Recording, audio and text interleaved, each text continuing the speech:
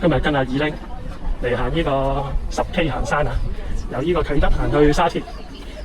我唔知點解俾人捉咗嚟做呢個 helper。咁而家喺啟德8點半出發。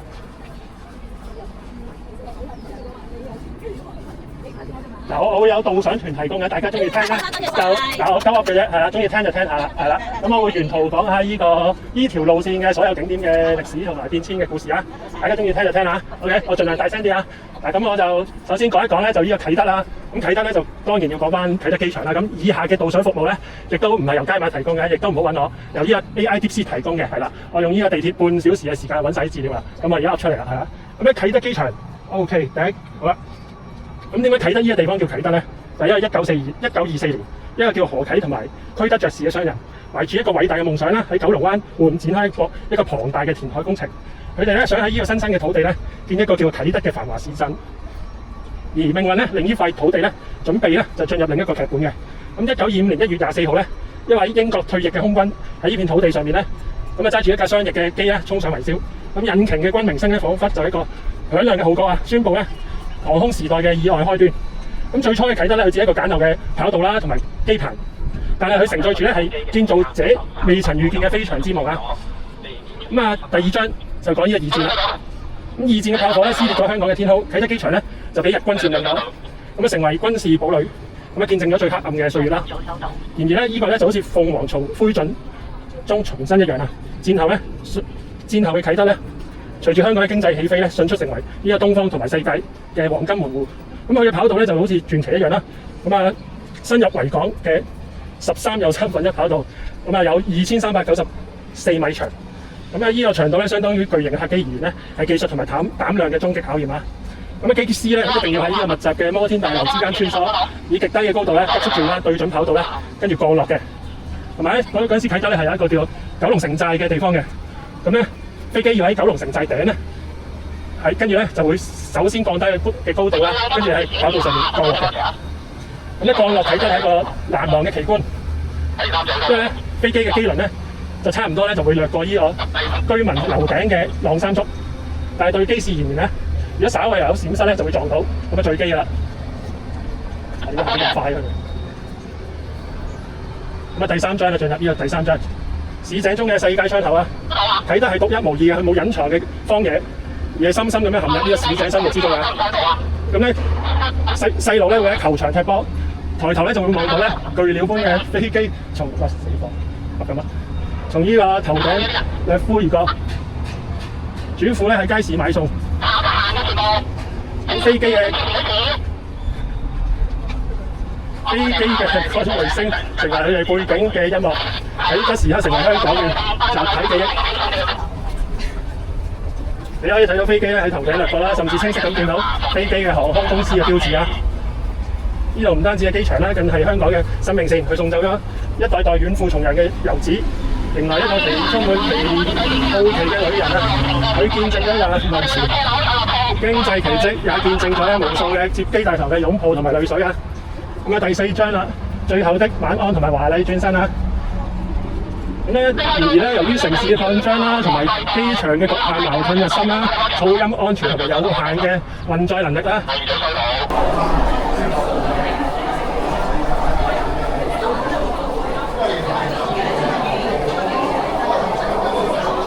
好，我哋繼續導賞啦。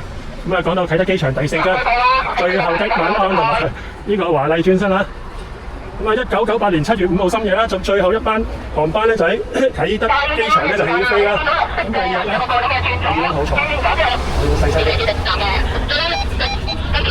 有乜細聲啲？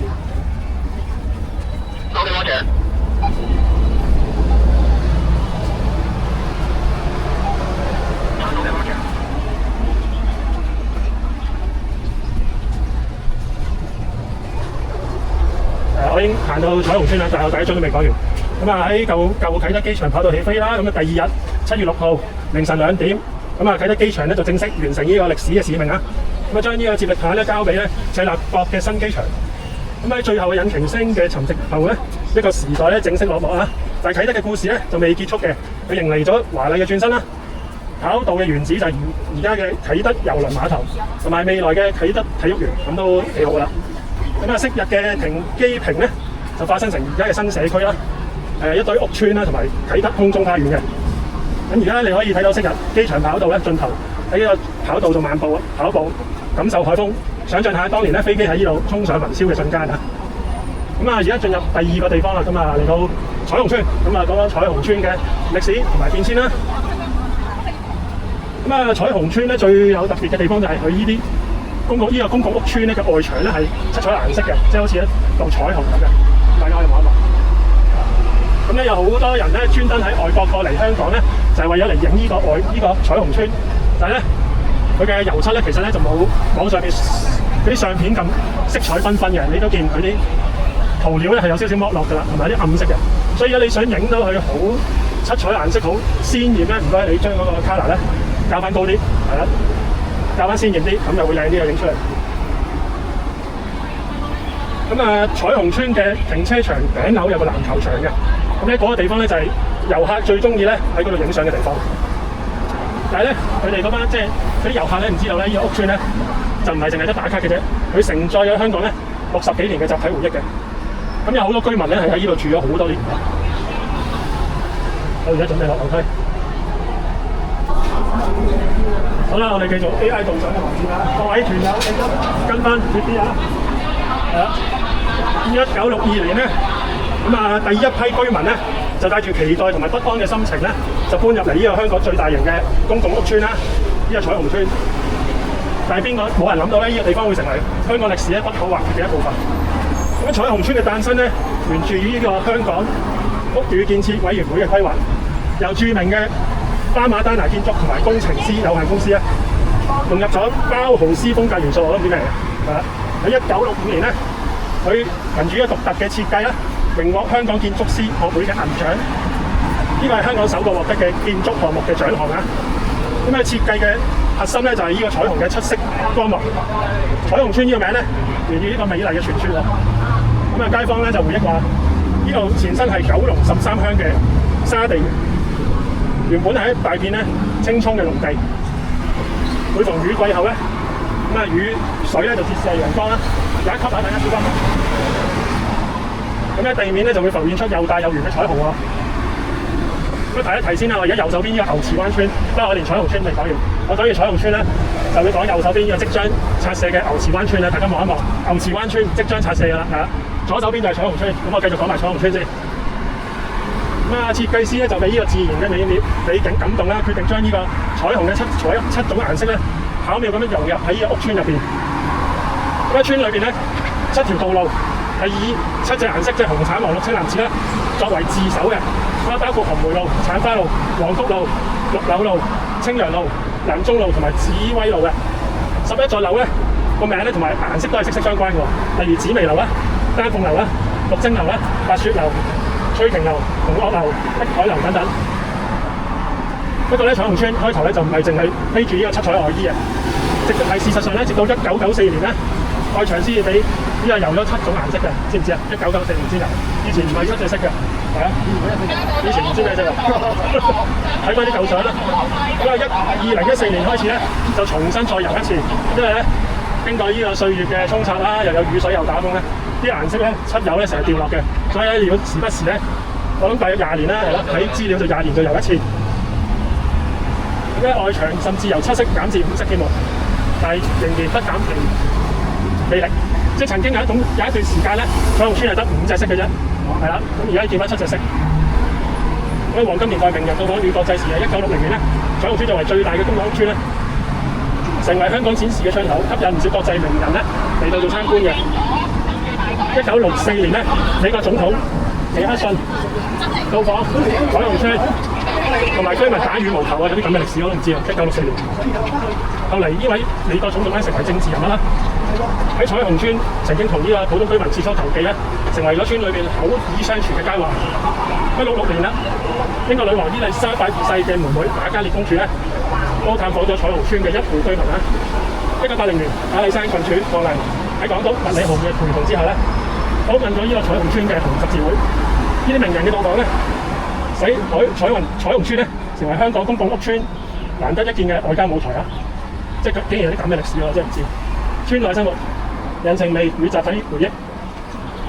咁對於呢度嘅居民嚟講咧，彩虹村唔係單止一個普通嘅居住空間，更係充滿人情味嘅家園。村裏邊咧保留咗好多傳統小店啦，喺香港連鎖店普遍今日變得尤為珍貴嘅。咁有咩傳統老店咧？例如呢個上海華麗理髮公司，佢咧依然保留住咧傳統嘅復古風格。有冇飛過？上海華麗理髮公司喺彩虹村入邊，咁啊保留住傳統嘅復古風格，咖啡年代嘅風口，開剃鬚刀嘅鐵箱，喺日本引進嘅舊式理髮店，所以你入到去咧就好似踏入咗呢個時光隧道一樣啦。近期咧更加吸引咗 Mirror 咧嚟取景啊，發呢個第一隻英文歌啊！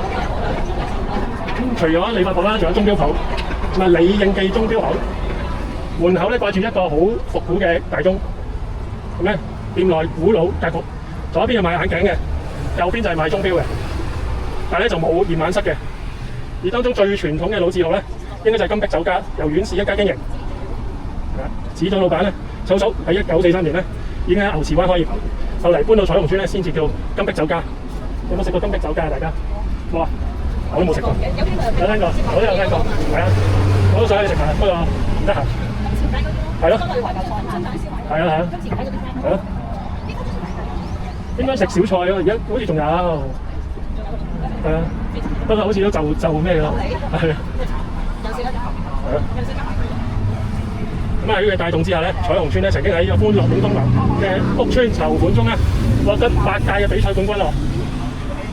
當中近2度連奪3連冠啊，所以就大家都讚佢就慈善屋村啊，係啊，慈善屋村。咁啊，從文化到呢個打卡勝地啦，隨住時間推移啦，彩虹村逐漸咧超越咗住宅嘅功能啊，成為咗香港嘅文化符號。呢度孕育咗咧眾多名人，包括阿一鮑魚嘅創辦人啦楊冠一、金馬影帝謝君豪、達明一派嘅成員啦劉以達，咁啊資深演員郭峰同埋潘咩良，仲有《我和僵屍有個約會》嘅編劇啦陳13都喺度住嘅。咁謝君豪曾經喺電視嘅節目回憶話，昔日嘅居民啊喺呢度住咧係好逼嘅，冇獨立嘅廚廁嘅。咁啊，2017年咧，韓國女團本月少女3分1嘅出道音樂專輯咧，都喺呢個彩虹村嘅籃球場同埋羽毛球場拍攝嘅。咁咧令到彩虹村咧喺海外爆紅，怪唔之得嗰陣時話有好多韓國人嚟呢度打卡，就係因為拍過 MV 啊嗰陣時。自此咧呢個停車場上蓋嘅籃球場咧，就成為遊客打卡嘅熱點啦。咁啊，重建在即啊！咁啊，經歷咗60年啦，咁啊，彩虹村都要面臨呢個重建啦。2023年，房委會制定展開重建，重建咧分3期進行。咁啊，預計工程咧就喺2048至49年完成嘅。咁啊，首期嘅預計係2028、2029。咁啊，首先拆呢個碧海樓啦、金碧樓、丹鳳樓、街市，同埋聖公會2間已遷出嘅小學校舍。我哋已經嚟到自然證券大學，我連彩虹村都未講完啦，實在太多嘢講啦彩虹村。咁啊，講埋彩虹村，跟住講翻牛池灣村，先至講翻自然證券。好，咁我繼續呢個 AI 導賞嘅環節啦，繼續講彩虹村啦，要加速啊，因為大落後嘅導賞進度。咁對於重建咧，咁啊訪問啲居民咧，佢哋嘅感情咧都好複雜嘅，因為咧居民咧就對重建計劃咧抱住呢個樂觀嘅態度，希望咧重建可以早日完成啦，咁將來咧就搬入呢個新區咧。就住嘅，咁啊有更好嘅生活質素啦。始終而家啲設施都比較老舊啊，又可能好多漏水、好多問題咁樣嘅。咁咧，但係對居民咧都有可惜嘅地方啊。所以咧，佢都唔捨得呢啲住咗咁耐嘅地方咧，就會拆卸重建啦。咁咧，房屋局長咧都表示啦，因應公眾咧對呢個彩虹村咧有深厚嘅感情咧，咁咧日後咧重建嘅彩虹村咧都會保留現有嘅特色嘅，即係可能保留翻呢個七彩顏色嘅外牆啦。嗱，咁我哋彩虹村到呢度就結束啦。咁啊，講翻牛池灣村，頭先啱經過啦。咁呢個位於九龍東嘅公共屋村咧，雖然已經喺2014年清拆，但係佢嘅故事咧應該未清拆㗎。呢啲樓樓地係啦。咁咧，但係佢嘅故事同埋好多嘅回憶咧，都深深咁烙印喺香港嘅歷史入邊啦。咁啊，牛池灣一帶原本係一個鄉村同埋農地嚟嘅。咁啊，附近有諸如呢個沙地園之類嚟嘅等村落啦。咁呢度嘅原居民咧，多數係以務農為生嘅，環境清幽。1960年啦。咁啊，為咗對應香港嘅人口增長同埋住屋嘅需求咧，政府咧就開始大規模興建呢個公共屋村咧。牛池灣村咧，呢個背景之下咧，喺1967年至1968年咧，咁啊分批落成。咁咁咧係屬於呢個香港較早期嘅公共屋邨啦。咁有1型同埋3型嘅細字大廈組成嘅。呢啲大廈咧雖然樓層唔高啦，設計簡約，承載當時無數居民嘅安居夢想啊！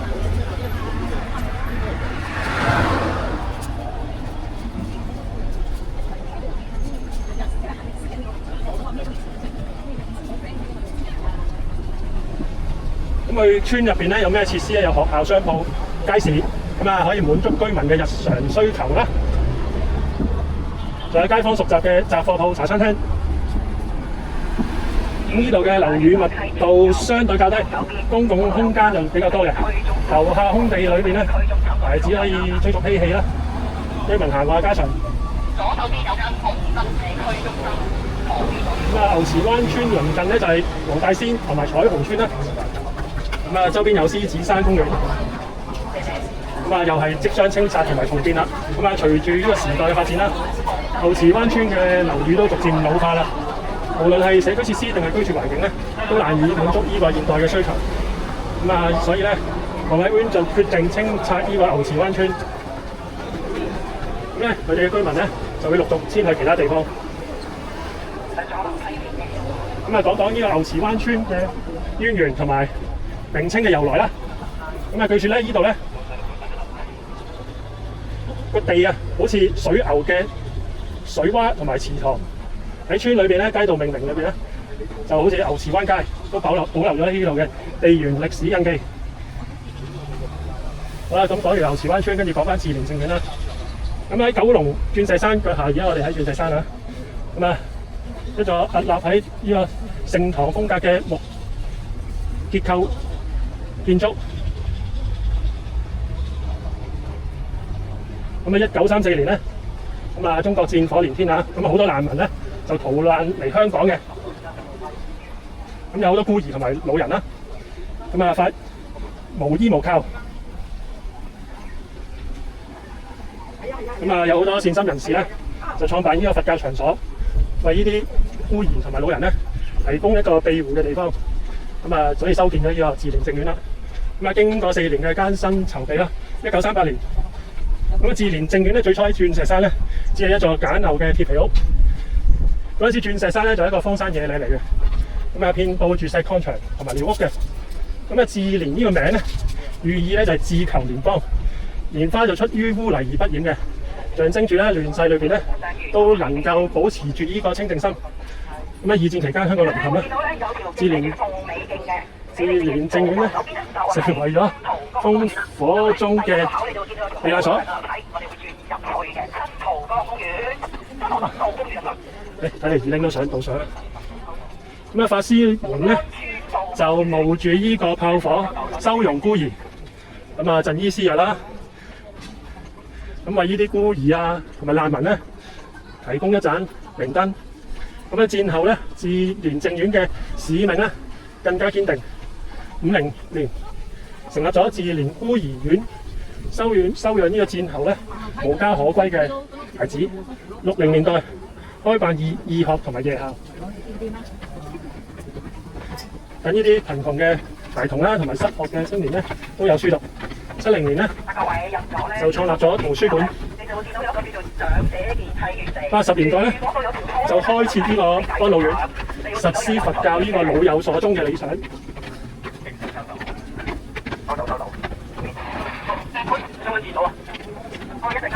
一位曾經孤兒院長大嘅老人話咧，嗰陣時係冇自來水嘅，佢哋咧係要步行去井邊打水。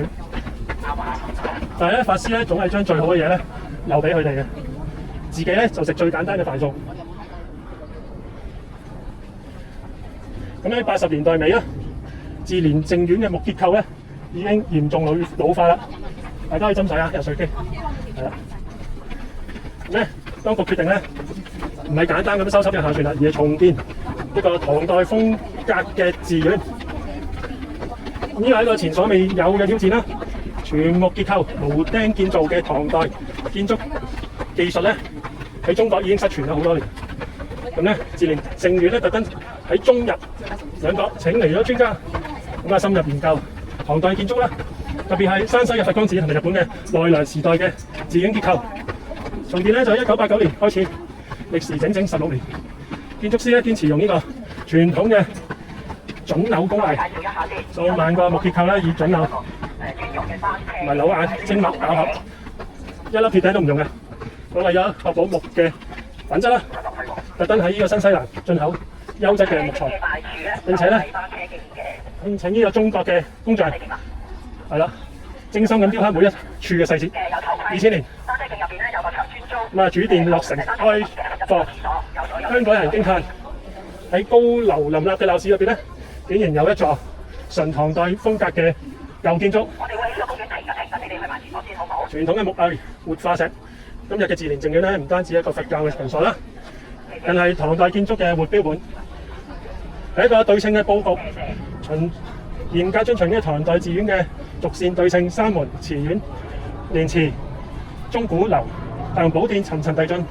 咁啊，有一個斗拱系統，採用咗唐代特有嘅偷心做斗拱啦，既能承重，亦都可以裝飾嘅，展現力同埋美的結合。雅作同埋彩畫都係用咗唐代嘅風格嘅灰瓦同埋朱白彩畫，樸素大氣，園林設計。咁啊，附屬咗呢個南蓮祠院啦，南蓮祠園祠同樣係遵循呢個唐代嘅風格嘅，再現枯山水嘅意境。咁呢個唔單止係香港嘅文化遺產啦，更加係全世界研究呢個唐代建築嘅實物教材。咁啊，從呢個鐵皮屋到呢個莊嚴嘅道場啦，自然正院咧就見證咗香港戰後從呢個荒蕪到呢個繁華嘅整個過程。OK， 咁啊，自然正院嘅導賞就講完啦。咁我哋即將咧就會進入呢個慈雲山嘅範圍。好，咁我去完洗手間咧，就繼續講呢個慈雲山嘅故事。好啦，我哋又翻嚟呢個 AI 導賞嘅環節。咁我哋而家咧行下咧，就行到嚟慈雲山啦。咁呢個慈雲山咧有冇咩好 iconic 嘅建築咧？咁啊，我啊覺得即係冇咯，係啦。咁啊，呢度主要係公共屋邨啦。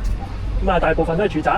咁我哋今日行嘅路線咧，都唔會經過乜嘢好有歷史故事嘅古蹟㗎啦。咁啊，先講講慈雲山嘅地方咧，其實係你講住咧方便咧就都 OK 嘅，係啦，就有巴士啦，有小巴可以上到嚟嘅，但係就冇地鐵，同埋咧佢喺半山上面嘅。咁咧你真係一定要靠呢個公共交通工具咧，即係自己揸車嚟出入呢個地方啦，係啦。咁咧，但係如果住呢度咧係相當之好住嘅。點解咧？因為呢個位置咧，慈雲山佢嘅北邊咧就會有一大片嘅山脊，咁啊包括有獅子山啦等等嘅一大片山脊。咁咧，咁喺呢個地方住咧有咩好咧？就係呢個地方咧，即係講咧就係一個風水林嚟嘅。咁點解咁講咧？因為咧，當我哋喺冬天嘅時候咧，香港咧就係打東北風嘅，所以咧你住呢度咧喺冬天嘅時候係唔會覺得凍嘅，因為咧北邊嘅山咧就幫你擋住一大片嘅冷風。咁喺夏天嘅時候咧，香港係吹西南風嘅。咁你住喺度咧，夏天咧亦都係好風嘅，即係正宗嘅咩啊？冬暖夏涼係啦，住呢度就非常之好住嘅。即係同港島嘅南區差唔多嘅，呢度嘅即係如果講天氣咧係一流嘅，交通咧就都 OK 啦，係啦。我去到呢一條路嘅盡頭咧，我哋又係要過馬路啦，大家要小心啲下。咁咧慈雲山咧，大部分都係公共屋邨，即係你驟眼所見咧，呢度大部分咧都係一辣咧都係公共屋邨嚟。咁啊早期嘅慈雲山咧就唔係好似而家咁樣高樓大廈林立嘅，呢度曾經屬於九龍13鄉之一嘅沙地園村落。咁又係一片青葱嘅農地啦。咁嗰陣時嘅慈雲山咧，都係作為呢個石礦場而出名嘅。咁啊，都係開山劈石嘅聲音，就係呢度早期嘅迴響。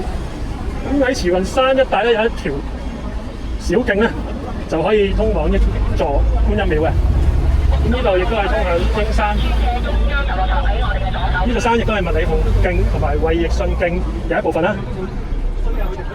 慈雲山呢個名咧，即係指依片住宅區，都係指呢一座山啦。咁啊，又係為咗對應呢個香港嘅住屋需求。咁啊，上世紀60年代，慈雲山作為當時香港大型屋邨之一誕生嘅，總共有64座大廈。呢度樓宇咧就安置咗無數嘅香港家庭。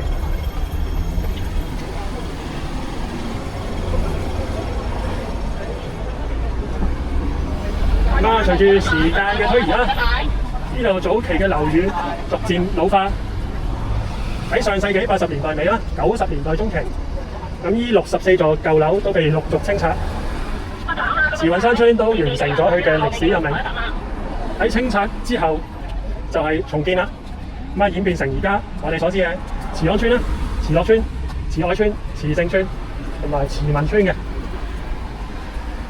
慈雲山嘅發展咧，都體現咗呢個社區設施嘅變遷裏面啦。好似慈雲山中央遊樂場，唔知係咪呢個嘅名？係保留住慈雲山村呢一個歷史嘅名稱。公共交通方面咧，慈雲山一直都係依靠巴士同埋小巴服務。由於山地高度同埋陡峭嘅坡度，修建鐵路咧喺技術上面咧係非常之困難同埋危險嘅。縱使咧呢度嘅居民同埋鐵委會都強烈嘅要求啦，但係至今咧都係未有地鐵咧接通呢個地方嘅。係一個少少嘅遺憾啦。慈雲山唔單止一個住宅區啦，都非常之鄰近呢個大自然嘅。喺呢度前往象山飛鵝山嘅起點，可以行去飛鵝山嘅自殺崖。跟住又講講慈雲山曾經發生過咩大新聞。喺2011年咧，慈雲山巴士總站曾經發生呢個縱火案，有3架九巴巴士咧就着火焚燒，嚴重焚毀。呢件事咧都影響到巴士嘅服務，同埋對呢個公共安全咧構成威脅啦。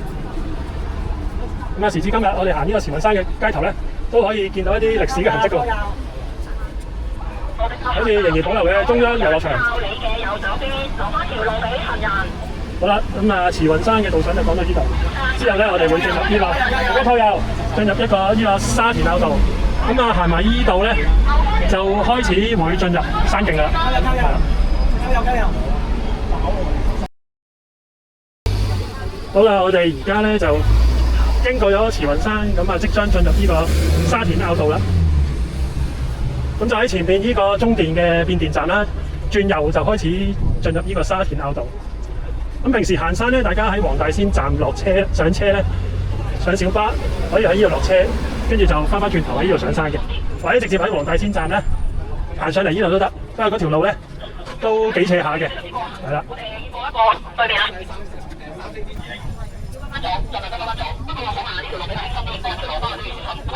我哋去行益士多度咧會停一停嘅，我哋會影大合照得唔得？好，我哋繼續呢個沙田坳道嘅導賞。沙田坳咧就係香港嘅一個山坳，位於雞胸山同埋慈雲山之間。連接咗九龍同埋沙田嘅古老通道。早喺19世紀啦，呢條路徑咧就由駐港英軍修建嘅。嗰時候沙田獅子山隧道係仲未出現嘅，來往呢個沙田同埋慈雲山就係靠呢條路啦。無論係商人啦、挑夫定係鄉民，都要經過呢條沙田坳道翻山越嶺，先可以由新界去到九龍嘅。隨住20世紀初九廣鐵路同埋大埔公路相對出現啦，沙田坳道咧就逐漸就唔係一條主要嘅通道啦。而家咧，麥徑5段同埋衛徑4段咧都會同經此地嘅，為行山愛好者咧提供一個古道嘅體驗。我哋一路直上㗎啦，直至到去到獅子亭行益士多。係啦，我哋一路直上㗎啦，行到獅子亭嗰度先會休息。好，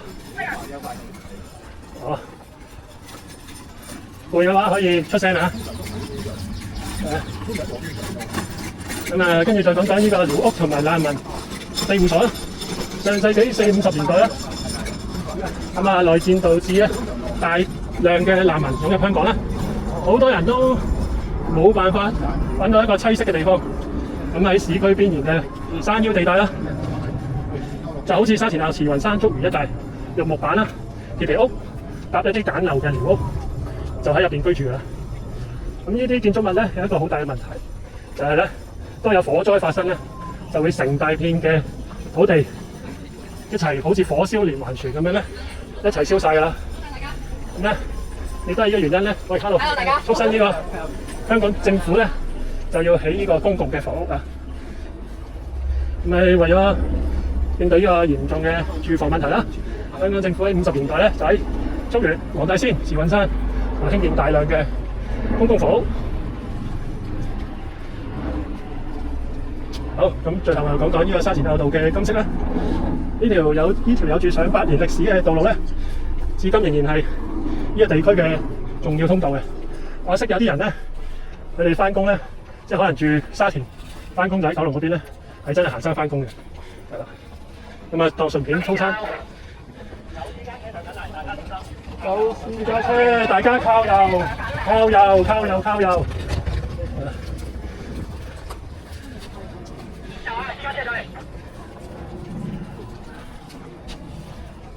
沙田坳道咧就俾龍翔道分隔成兩段啦，互不相通。咁喺竹園道至慈雲山道一帶咧，就嗰個坡度咧就相當之高嘅。慈雲山嘅發松子，頭先我哋已經經過咗啦。到沙田坳上車嘅一段車路係只有單線行車嘅啫。咁咧落山咧就要經翻扎山道落嘅。睇車各位靠右，大家小心啊！呢度亦都係沙田區同埋黃大仙區嘅分界線。沙田坳道咧本身咧就係屬於沙田區嘅，而往南嘅坡道咧，即係而家呢條路咧，就係屬於黃大仙區嘅。咁跟住我哋講一講呢個地方嘅宗教背景。沙田坳道都體現到香港宗教文化嘅多元性。慈雲山你可以見到1967年落成嘅慈雲閣，佢附近嘅法床寺共同構成當地嘅佛教景觀。與此同時，聖公聖十架堂喺1966年喺竹園、慈雲山、黃大仙各個公共屋邨咧交接點建成，咁旨在服務咧當地社區嘅居民。此外咧，半山處都有伊斯蘭學校同埋基督教學校。咁啊，呢度亦都體現到香港宗教嘅包容性。好，咁啊，沙田坳道嘅導賞講到呢度，之後咧我就會講獅子亭。咁而家我哋繼續漫步上呢個恒益士多嘅位置。好啦，我哋已經行到半山啦。好，咁啊，唔爭在我講埋呢個慈雲山觀音廟嘅歷史故事啊。咁啊，頭先仲望到嘅，而家俾啲樹遮咗。係啦。咁啊，慈雲山觀音廟係一座富有歷史啦，而民間信仰色彩嘅廟宇啦。佢嘅變遷咧，都見證咗慈雲山地區嘅發展啦。咁啊，創建與命名慈雲山觀音廟，建於清朝，哇，好耐歷史喎，1853年啦，行走於呢個慈雲山古道上嘅觀音善信集資興建而成嘅。咁啊，慈雲山下嘅亦舊昔日係商旅必經之路啦。咁聽講咧，慈雲山呢個地名咧就係由呢個觀音廟嚟得嚟嘅。咁喺戰後嘅狀況啦，廟宇喺2戰期間咧經歷咗摧殘，一度殘破不堪。1975年咧，呢座廟就交由原本嘅華人廟宇委員會轉交俾東華三院管理，同埋進行呢個修葺嘅。其後1997年到1990年咧，廟宇都經歷咗多次嘅修葺同埋加建。咁喺90年代咧，加建咗3寶佛殿堂、亭台同埋長廊等設施。1998年更加慈雲山觀音廟喺頭先白色嗰度，係啦，而家睇到一陣會睇到，係啦。咁啊，1998年咧更加起咗一個骨灰龕場，形成咗今日嘅規模。大家可以入去望一望啊！如果有時間咧，嗰度望落去嘅風景咧，即係望翻落山下嘅風景係好靚嘅，同埋觀音廟嗰個建築咧都好有特色嘅。咁啊，主要嘅殿宇啦，咁啊有供奉觀音嘅水月宮，同埋後邊增設嘅供奉釋迦牟尼、藥師佛同埋阿彌陀佛嘅大雄寶殿。觀音廟有車上嚟，大家靠右。喺觀音廟嘅後山咧，有著名嘅姻緣石同埋照寶石。聽講咧喺呢度祈求姻緣同埋財寶咧係好靚嘅，咁咧都吸引咗好多人嚟參拜啊！咁啊有咩宗教活動咧？每年喺觀音誕啦，同埋農曆正月26號嘅觀音開庫，咁咧都會有好多善信嚟參拜嘅。我幫你講緊乜嘢？導水？我都好中意聽。係咩？你有冇睇過咧？成日睇你嗰啲啊，係啊，係啦。呢條路咧可以，除咗可以落山咧，仲有一條路咧轉左可以行入觀音廟度嘅，同埋咧可以經呢條上邊呢個位置啦，呢條車路嚟嘅，即係進入慈雲山觀音廟嘅車路。以前咧係可以行落去嘅，但係而家咧就整咗個欄，係啦。咁我唔知行唔行到落去啦。最好咧就喺頭先嗰條石級路轉左入就最好啦。咁呢個咧就叫紫竹亭。上車都冇錯。獅子停咗喺上面。嗱，我為大家預備咗，我同阿 Brian 咧為大家預備咗一個輕易解毒嘅整理茶包。我個仔揾我嘅。搭車去沙田咯。嗱，咁咧嗰個禮物包咧係一啲中國式嘅款式嘅禮物包，咁入邊咧有一包冰糖，然後有一包咧金銀花紅棗杞子嘅清茶嘅包。咁咧提一提大家啦，當然要盡快攞包出嚟沖咗，因為佢係新鮮冇防腐劑嘅，咁啊，咁呢個袋仔就幾精美嘅，你咪攞嚟擺啲嗰叫咩啊？驅蟲嘅驅蟲藥包。係啊，咁你可以攞嚟擺啲驅蟲嘅嘢，咁啊擺屋企驅蟲啊，咁就應節啦，好唔好啊？好。嚟啦，你大把體力係嘛？行多兩轉都得。可能啦，睇下點啦。我都係跟二拎嘅。喺呢邊。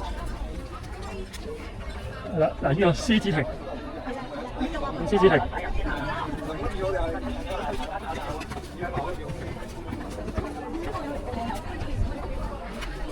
大家可以去廁所啊，或者買啲可樂都得。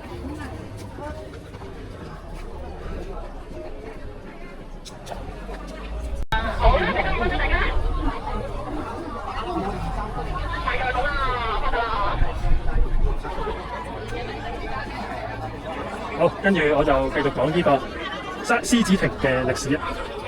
咁喺沙田坳道嘅半腰山上有一座紅柱綠瓦嘅六角亭，咁就係沙田坳嘅獅子亭啦。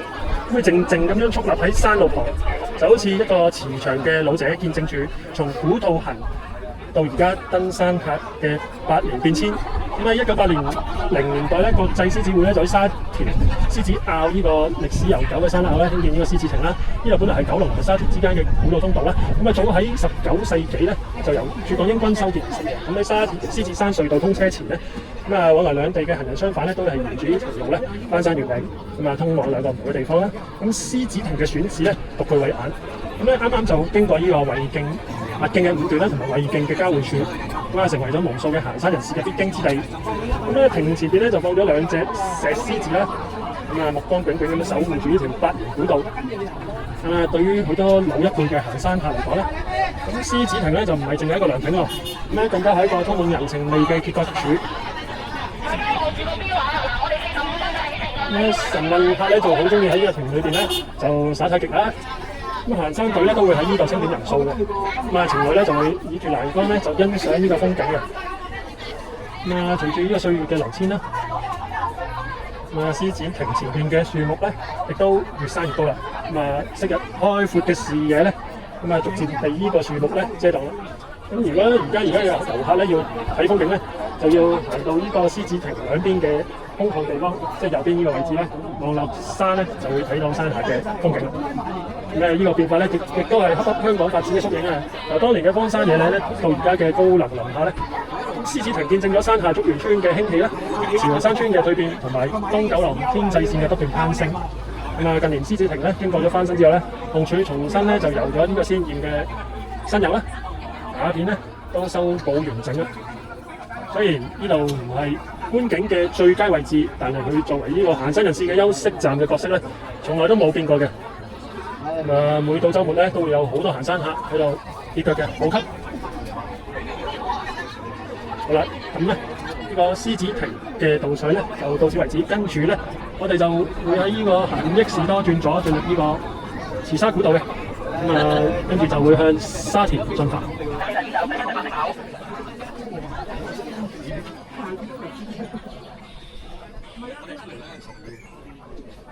好，而家進入慈沙古道。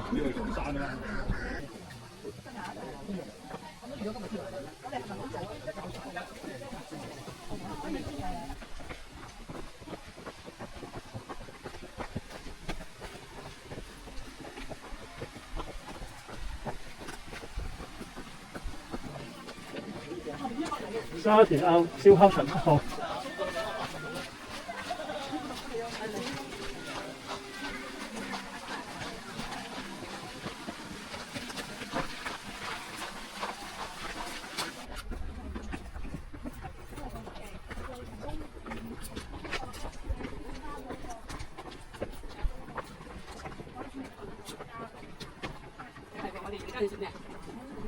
而家就沿住慈沙古道一直向下行。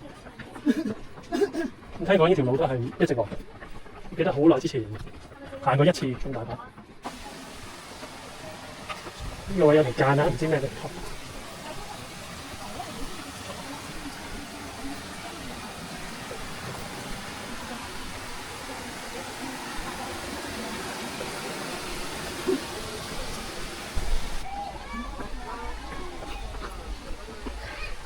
呢度係馬鞍山園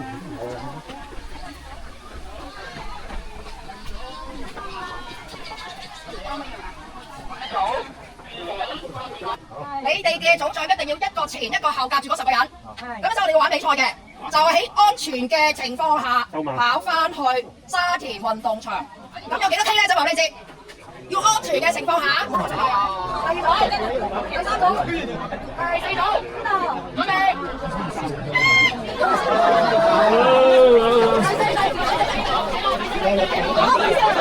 太快啦！慢啲，慢啲！太快啦！太快啦！係啦！哇！大家都好認真啊！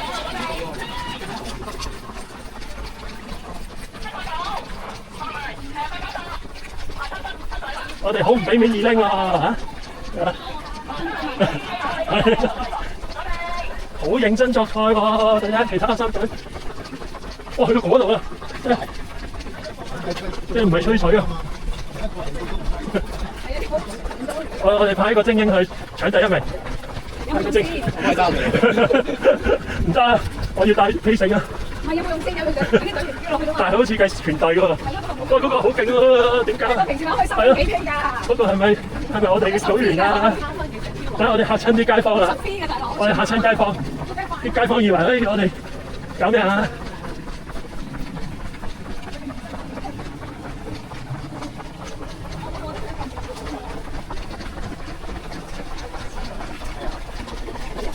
哇！好似有搶啊！我哋要加速啊！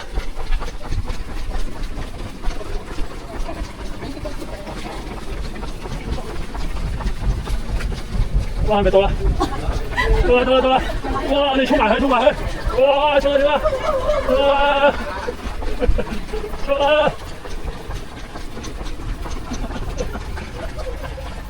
嚇親啲街坊啊！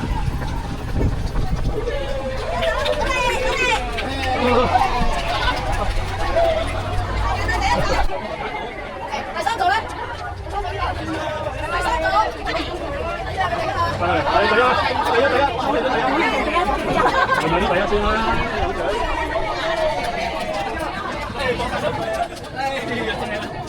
第一啦，二拎。呢條面車嚟啦，你想啊？想睇點啊？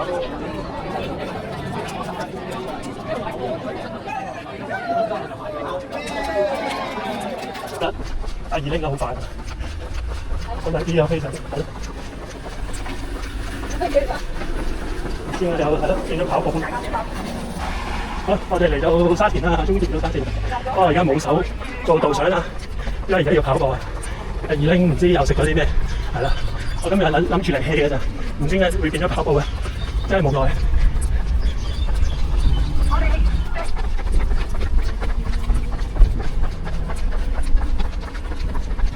我哋嘅終點應該係沙田運動場，係啦。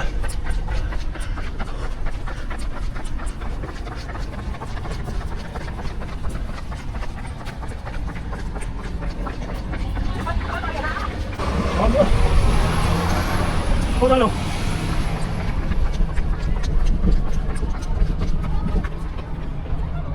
加油啊 ！OK， 咁我就眨眼間已經嚟到沙田啦，咁就慈山古道我就 skip 咗一個啦。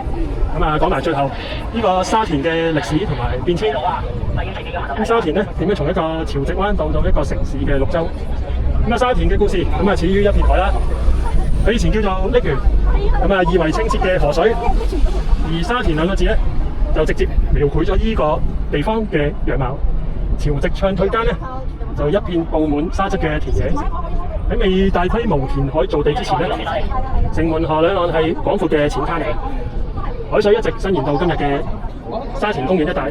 呢度最早嘅居民咧係依山傍水而建嘅客家同埋圍頭人，佢哋建起咗大圍村、小瀝源村、田心村。咁喺肥沃嘅河谷平原嘅土地上面耕種捕魚為生，過住同自然規律同步嘅生活。咁啊，如今歸納喺車公廟隔離嘅大圍村圍門，就係呢段歷史嘅見證者。咁跟住我講下沙田嘅鐵軌九廣鐵路，喺1910年通車，係沙田名為嘅第一個轉折點。伴隨住火車嘅汽笛聲，沙田咧就成為咗同九龍同埋新界嘅中途站。佢唔再係與世隔絕嘅鄉村，而係人們可以乘坐火車到達嘅郊區。好，團友，我哋準備出發，係啦，呢個可以繼續講。二拎終於係啦，二拎終於清醒少少啦，唔使再跑啦，我哋可以繼續放水埋啦，係啦。咁啊，呢個時期咧，沙田最著名嘅地標啦，沙田火車站舊站啦，同埋周邊嘅景觀開始進入公眾嘅視野。咁啊，車站旁邊咧，美麗嘅園林景色，甚至喺1920年咧，被印喺香煙嘅卡上面，成為向外展示香港風景之一。咁啊，轉眼間沙田就成為一個新市鎮啦。喺1970年代咧，沙田劇變就開始啦。為對應市區人口嘅壓力，香港政府咧決定喺沙田咧發展一個新市鎮。咁啊，一項浩瀚嘅填海工程咧就展開咗，城門河被拉直、擴寬，兩河岸嘅大片淺灘同埋農地咧就被填平，咁啊變成為將來可以發展嘅土地。堆土機改變咗地形啦，都改咗人嘅生活方式。我哋靠咗啦，準備落去。咁啊，古老嘅村落被變成新嘅公共屋邨同埋私人樓宇，形成獨特嘅城中村景觀。喺1973年，沙田咧喺理民府嘅體系咧脫離，就正式成為呢個沙田政務處，標誌住地位嘅提升。呢度應該講緊咧，沙田原本應該係屬於呢個嘅大埔區嘅，係啦。咁之後喺1973年咧，就喺呢個大埔區脫離出嚟，成為一個獨立嘅地區。咁啊，城門河就係沙田嘅母親河，改造後嘅城門河成為沙田嘅脊椎同埋靈魂。佢唔再係一條自然潮汐嘅水道咧，而係貫穿整個新市鎮嘅景觀長廊。好，過馬路過單車徑。咁啊，人們喺呢個河畔跑步啦、騎單車同埋玩龍舟嘅。咁啊，喺河畔隔離呢一座建築，好似船一樣，佢就叫沙田華房。咁啊，頭先已經經過咗啦，而家仲喺度嘅，就係頭先嗰座叫做乜嘢會所1號，好似叫做係啦，就係係啦。係啊，我記得細個我都喺嗰度應該食過嘢，係啦，嗰度好靚嘅以前，冇錯，即係夜晚咧睇咧特別靚，好多人中意影相嘅喺嗰度。而家好似係咪結婚場所？而家係啊，轉咗結婚場所咯，仲 keep 到已經好好啦。嗰隻船啊嘛，應該都係嗰隻船嘅，係啦，係啦。嗰座咩？嗰個南區嗰架咩？已經沉咗啦，嗰架叫咩？香港仔嘅，係啊，唔係太白好似仲喺度，係啊，原本中間嗰架就冇咗啦，沉咗啦，係啦。佢話拖下沉咗啊嘛，就係嗰架太白嗰架就好似仲喺度嘅，係啦。我係啊，好殘啦，同埋唔知啊，我上過去睇下太白，即係食神喺嗰度取景啊嘛，係啊，食神，係啊。嗰架係珍寶啊，珍寶又冇啦，珍寶佢先講下沉冇啦，已經係啦。咁啊，繼續講翻呢個沙田華房啦，曾經係香港飲食文化嘅傳奇啦。咁啊，吸引咗好多外地嘅遊客專程嚟食嘢，同埋嚟睇呢座咁靚嘅華房。咁啊，直到1990年咧就結束營業，成為呢個香港人嘅集體回憶。咁啊，除咗華房之外咧，沙田仲有好多有標誌性嘅社區同埋建築嘅，就例如新城市廣場喺1988年落成，咁啊迅速成為呢個沙田區咧全港嘅購物、娛樂同埋社區活動中心嘅。咁啊，仲有沙田嘅單車徑咧，都係喺香港裏邊咧相當之出名嘅。好多人咧喺唔同嘅地方專程入嚟沙田咧，就係為咗踩單車。咁啊，仲有香港文化博物館啦、車公廟真大屋呢啲相當有特色嘅建築。好啦，我哋轉眼間就行到嚟沙田運動場，咁啊結束今日嘅10公里路程。我哋喺啟德市中心出發，就翻山越嶺，終於嚟到沙田啦。而家大約12點17分，行咗幾耐我哋？4個鐘，4個鐘啦，係啦，4個鐘就行到過嚟啦，係啦。好，咁我哋應該入去影張相，準備入去影張相。好，我哋終於翻到嚟沙田運動場，咁就活動正式完結，咁而家去食飯，都過程都相當之順利，應該冇人受傷，係啦，大家都好開心咁樣離開啦，太貴。